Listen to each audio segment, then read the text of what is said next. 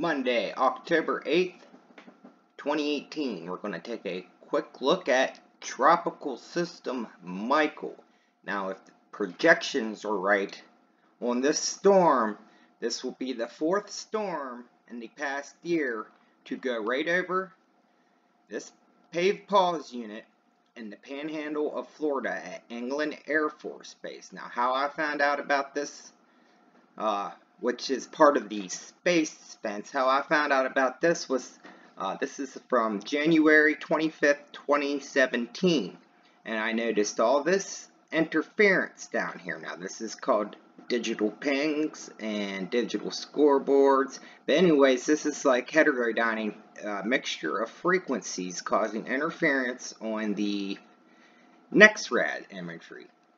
Now, here to show you, there's, when I first found out about this is January 25th, and Mr. Billy Hayes informed me that this is the PAVE PAWS site at the Eglin Air Force Base and one at the Warner Robins Air Force Base interfering with NEXRAD's radars. This is the space fence in action. The NEXRADs are less than 1 kilowatt, but the PAVE PAWS are 3.5 to 5 gigawatt pulses on multiple frequencies. Okay, and there's also these barges out there, a sonar system that's also working in conjunction, 12 of them, that give these complex returns on the NEXRAD radars for hundreds of miles. And as I said, called digital pings. That was the circular one, and the squared ones are digital scoreboards. Okay, now here's the barge pulling one of these. There's 12 of these out in the Gulf of Mexico. Okay, now these have to be controlled, remotely controlled. Nobody's allowed within 1 mile when these are operational. So when it says 3.5 to 5 gigawatts, that's pretty powerful. I believe HARP is between 1 and 5 gigawatts. So these potentially, I'm sure it works in different frequencies, but potentially have the same amount of power. Okay, here's from last year. Hurricane Nate went damn near right over that same area. What else? Alberto, earlier this year, our first named storm, went right over space fence. Hurricane or Tropical System Gordon also went right over PAVE PAWS. Now, if Michael goes over, this will be the fourth storm. So here's this. Now here is from a couple days ago, and we'll notice this signature, and we'll see the digital ping error caused by the PAVE PAWS unit in the panhandle of Florida. This is from earlier this morning, just showing the most current radar images. Here is the most current images up. As you can see, we're starting to get some precipitation in South Florida from this system, tropical system, whatever you want to call it. What else do we want to look at? We'll start at, here's a PDF. This is done in 2004. A friend sent this to me.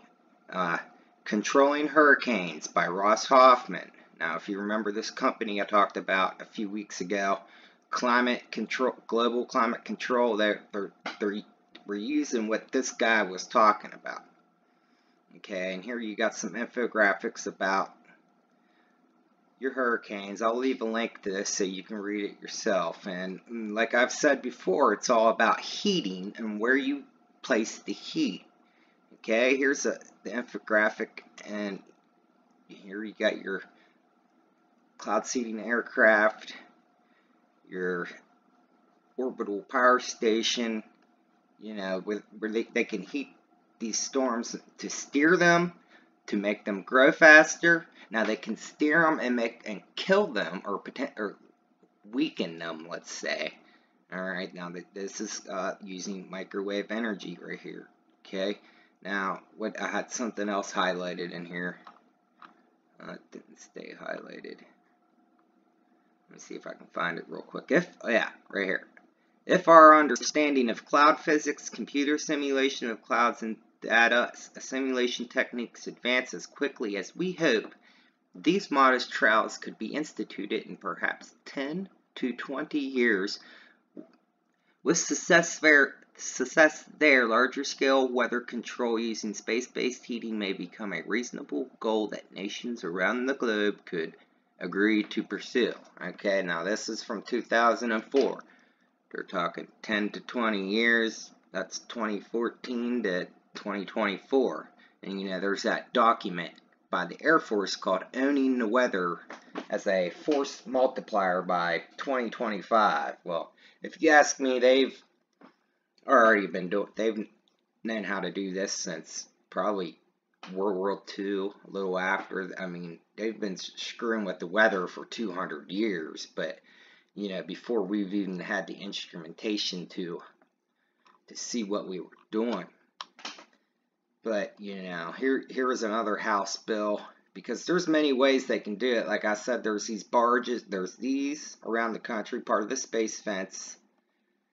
Then we also have phased arrays on airplanes. Now, part of this House bill is they want to extend this and have more airborne phased array systems, hurricane hunters.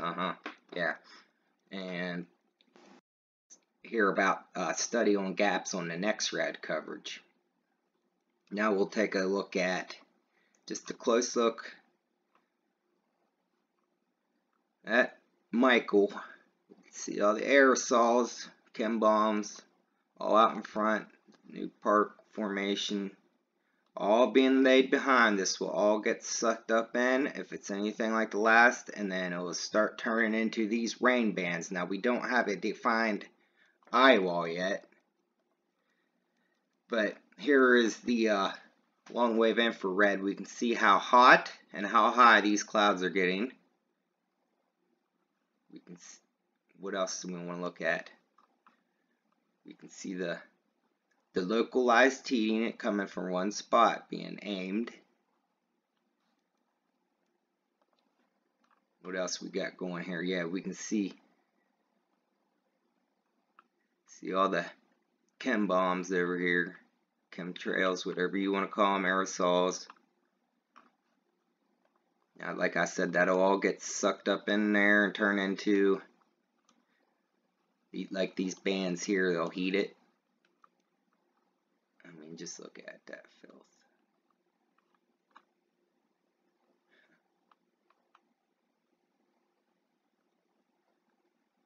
I mean, you can see, and then you can see from the high-powered microwaves these waves shooting off. I mean, you can tell where it's focused. You can see this.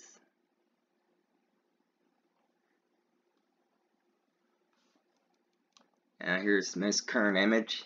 Like I said, there is not a eye yet. And even if, you know, there was, the eyes of these storms aren't clear anymore. They're square, and you know, sometimes you can even see the planes going in the center of these storms, just continuing to seed and whatnot. And they know a week ahead of time where they're going to take these storms. Disaster capitalism. Somebody's probably already got you know, insurance fraud and all that. Contracts are out to restore power and rebuild houses. I mean, when you got to really dig into this to, you know, you can see how smooth these edges are, even angles. Let's look at the upper level. You can see the perfect square there, right? And then you go back to here, and it says about heating, where to apply the heat on the outside of the storm. Like I said, I will leave this PDF so you can read this for yourself. But yeah, the descending air here. Meanwhile, large-scale air currents nearby steer the hurricane along its path. So they're talking about applying heat on the outside. driving it in, out, wherever they want to steer it. Now we'll look at the models where this is GFS, where it's projected to go. And right over that PAVE PAWS unit, that phased array warning system. This one here has it doing about the same. GFS. Let's look at the date. Tuesday, up. Wednesday, up. And then, yeah, we can see it go from there. Now, I got on inches of rain. I got precipitation on now. The wind speed. Let's see if it loads. We got 90, 103, 102. So, you know, this is almost like that Nate storm. And then this front moving across the country, it's going to move up in.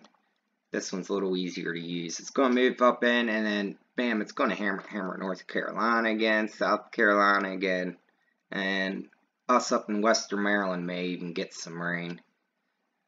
But, yeah, that about covers it. I mean, it's just filth. They know exactly what they're doing. They you know, this is all ran on computers, and you know, your, what do you call it, algorithms, and that's what this is all about. They're simulations. They run these models to see, like they used, for example, these hurricanes in 1992, Hurricane Andrew, you know, and made a computer model, and then they seen like where they would apply heat or, you know, seed clouds to see how they could change the wind speed and the direction and all that. And, you know, they know damn well exactly what they're doing. But anyways, that's my report on Michael.